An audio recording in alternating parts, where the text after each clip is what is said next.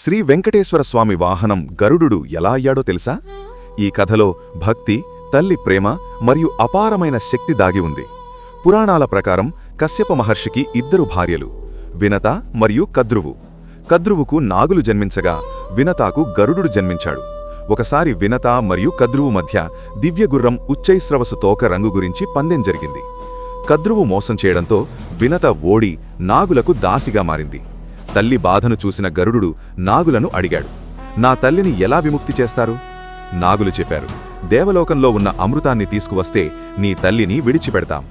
తల్లి కోసం గరుడు దేవలోకానికి వెళ్లి దేవతలతో యుద్ధం చేసి అమృత కలశాన్ని సంపాదించాడు. అతని ధైర్యం చూసి మహావిష్ణువు ప్రత్యక్షమై, గరుడా, నీకు ఏ వరం కావాలి అని అడిగాడు. అప్పుడు గరుడు నమస్కరిస్తూ, ప్రభు, నేను ఎప్పటికీ మీ సేవలో ఉండాలి అని కోరాడు. గరుడుడి అపారమైన భక్తి చూసి విష్ణుమూర్తి సంతోషించి, ఇక నుంచి నువ్వే నా వాహనం అని వరమిచ్చాడు. అప్పటి నుండి గరుడు మహావిష్ణువు మరియు శ్రీ వెంకటేశ్వర స్వామివారి దివ్య వాహనమయ్యాడు. అందుకే తిరుమల బ్రహ్మోత్సవాలలో గరుడ సేవ అత్యంత పవిత్రమైనదిగా భావిస్తారు. గరుడునిపై స్వామి దర్శనం పొందితే మహాపుణ్యం కలుగుతుందని భక్తుల విశ్వాసం.